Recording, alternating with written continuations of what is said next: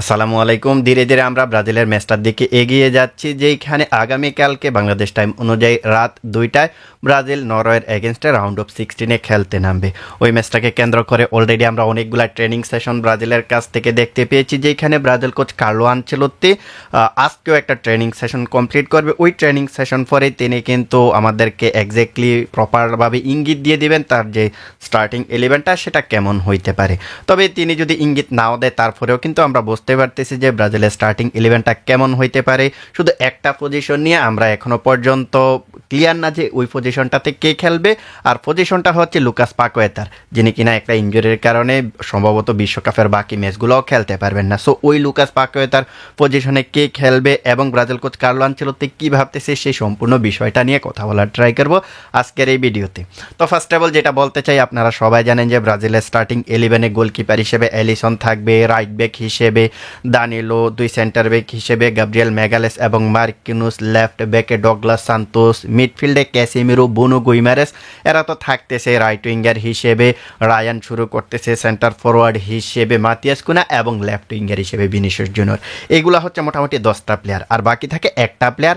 আর ওই একটা প্লেয়ার কি হবে? লুকাস পাকুয়েতার যে পজিশনটা, ওই পজিশনে কিন্তু আরও একটা প্লেয়ার তো দরকার। সো ওই পজিশনে আমরা লাস্ট 2টা ট্রেনিং সেশনে যেই সিনারিগুলো দেখেছি, এর মাঝে গত ট্রেনিং সেশনের আগের ট্রেনিং সেশনে আমরা দেখতে পেয়েছি যে দানিলোকে ওই পজিশনটাতে খেলানো হয়েছে, ট্রাই করানো হয়েছে। দানিলো সান্তোস যিনি কিনা রয়েছেন, তাকে ওই পজিশনটাতে ট্রাই করা হয়েছিল।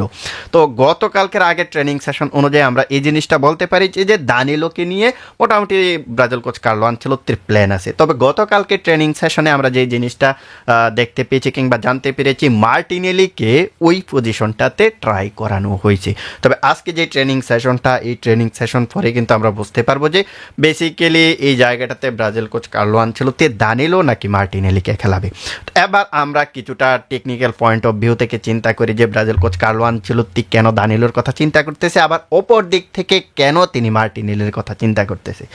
তো ফার্স্ট অফ অল আমরা যদি দানিলোর কথা বলি, তাহলে বলবো যে ব্রাজিল কোচ কার্লো আনচেলোত্তি দানিলোকে লুকাস পাকুয়েতার জায়গাটাতে ট্রাই করানোর একটা রিজন হচ্ছে, তিনি কিন্তু আপনার একজন সেন্টার মিডফিল্ডার কিংবা একজন বক্স টু বক্স মিডফিল্ডারের মতো খেলতে পারে। সো সেই অনুযায়ী সম্ভবত ওই নরওয়ের যেই অ্যাটাক মিডফিল্ড সাইডটা রয়েছে, এদেরকে আটকানোর জন্য সম্ভবত কিছুটা ডিফেন্সিভলি খেলা ট্রাই করতে পারে, যদি আপনি মনে করেন যে দানিলোকে স্টার্টিং 11-এ নিয়ে আসে, আপনি এমনটা ধরতে পারেন। আবার ওর কিন্তু রান মেকিং, তার যে ডেকওয়ে রানগুলো রয়েছে খুব ভালো, খুব ভালো। আমরা কিন্তু তার সর্বশেষ যে গোলটা দেখেছিলাম, ডেকওয়ে রানের যে একটা গোল প্রীতি ম্যাচে, ওইখানে কিন্তু তিনি দারুণ একটা গোল করেছেন। তার যে অন দ্য বলে তিনি কিছুটা উইক হইলেও তার যে অফ দ্য বল মুভমেন্ট, ওইখানে কিন্তু খুবই তিনি ডেঞ্জারাস। সো তিনি যখন একটা ফেক রান ক্রিয়েট করবেন, একটা ডেকওয়ে রান ক্রিয়েট করবেন, তখন কিন্তু তার পিছে পিছে অন্ততপক্ষে একজন ফুটবলার থাকবে। আর তিনি যখন মিডফিল্ড থেকে ফাইনাল থার্ডে ডেকওয়ে রান কিংবা ফেক রানগুলা ক্রিয়েট করবে, তখন কিন্তু তার যে সতীর্থ রয়েছে ওইখান থেকে অনেকটা স্পেস ক্রিয়েট হয়ে যেতে পারে, যেখান থেকে ব্রাজিল অনেকটা সুবিধা পেতে পারে আর কি। সো মাঝে মাঝে তিনি যে ফাসিং ফুটবলে যে একেবারে হাই লেভেলে আছে, লুকাস পাকুয়েতার মতো আছে, বিষয়টা কিন্তু এমন না। সো তাকে বেসিক্যালি যদি নেওয়া হয় স্টার্টিং 11-এ, তাহলে আপনি মনে করেন যে ডিফেন্সিভলি ব্রাজিল টিমটাকে আরও বেশি সলিড করার জন্য ব্রাজিল কোচ কার্লো আনচেলোত্তি তাকে একাদশে সুযোগ দিতে পারে। সো এটা হতে পারে যে দানিলোকে নিয়ে তার প্ল্যান। এবার আমরা আসি মার্টিনেলির দিকে। দেখুন, গতকালকে মার্টিনেলিকে ব্রাজিল কোচ কার্লো আনচেলোত্তি অনেকটা সুযোগ দিয়েছেন, বিশেষ করে স্টার্টিং 11-এর যে ফুটবলারগুলো রয়েছে এদের সঙ্গে কিন্তু ফুল অনুশীলনটা করিয়েছেন। সো এখন মার্টিনেলিকে কেন ব্রাজিল কোচ কার্লো আনচেলোত্তি অনুশীলন করিয়েছেন? তো এই জায়গাটাতে মার্টিনেলিকে যদি স্টার্টিং 11-এ নিয়ে আসে, আপনি ধরে নেন যে নরওয়ের এগেনস্টে ব্রাজিল অ্যাটাকিং ফুটবল খেলতে চলেছে। তিনি অনেকটা আপনার লেফট মিডফিল্ডারের মতো খেলবেন। আবার আপনার ভিনিসিয়াস জুনিয়র যখন সেন্ট্রাল থেকে উইং থেকে কিছুটা সেন্ট্রালে সরে যাবে, তখন কিন্তু তিনি উইং ব্যাক হিসেবে খেলবেন। সো এই জায়গাটাতে আপনি দেখতে পারবেন যে মার্টিনেলি আপনার ওই লেফট উইঙ্গারের মতো খেলতেছে, আবার অনেকটা ট্রেক ব্যাক করে ওই লো সান্তোসকে অনেকটা সাহায্য করতেছে। আবার এই জায়গাটাতে আপনি এমনও সিনারি দেখবেন, যখন আপনার সেন্টার ফরওয়ার্ড যিনি খেলবেন মাতিয়াস কুনা, তিনি যদি সঠিক সময় যদি ডি বক্সে প্রেজেন্ট না থাকে, অর্থাৎ ধরুন যে আপনার কাউন্টার অ্যাটাক কিংবা আপনার যখন ব্রাজিল বিল্ড আপ ফুটবলে গেল তখন যদি মাতিয়াস কুনা যদি তার পজিশনে সঠিক সময় থাকতে না পারে, তখন আপনি দেখতে পারবেন যে মার্টিনেলি অনেকটা ডি বক্সের অপোনেন্টের ডি বক্সে প্রেজেন্ট হয়ে গেছে।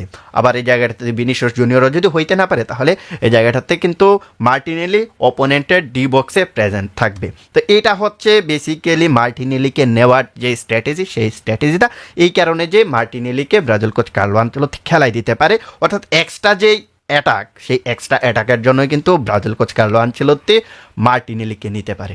এটা হচ্ছে মোটামুটি একটা টেকনিক্যাল পয়েন্ট থেকে চিন্তা করলে আর কি এরকম হইতে পারে। সো আমি যদি আরও একবার বলি, তাহলে কিন্তু আপনি ধরে নেন যে যদি দানিলো সান্তোসকে খেলানো হয়, তাহলে ডিফেন্সিভলি অনেকটা সলিডিটির জন্য তাকে খেলানো হবে। আর যদি মার্টিনেলিকে খেলানো হয়, তাহলে ব্রাজিল অনেকটা অ্যাটাকিং ফুটবল খেলার জন্য কিছুটা অ্যাডভান্টেজ নেওয়ার জন্যই কিন্তু আমরা হয়তো ব্রাজিল কোচ কার্লো আনচেলত্তি মার্টিনেলিকে খেলাবে।